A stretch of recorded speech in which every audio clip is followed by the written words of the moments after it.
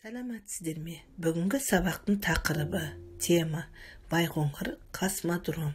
Мақсаты цель урока Байқоңыр ғарыш айлағы туралы мәлімет аласың. Жай сөйлем құрап үйренесің. Тақырыпқа байланысты жаңа сөздері үйренесің. Вы узнаете о космодроме Байқоңыр и новые слова. Научитесь составлять простые предложения.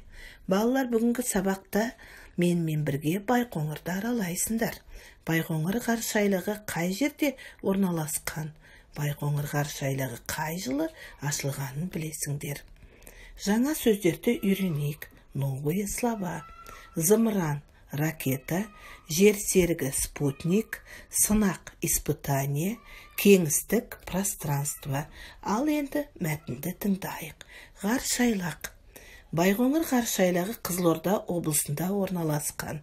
Ғарыш айлақ 1955 жылы салынды. Байқоңыр ғарыш айлағының қасында қала мен ауыл орналасқан.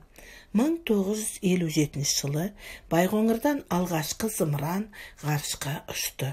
Ол ең бірінші болып жол серігін ғарышқа алып барды.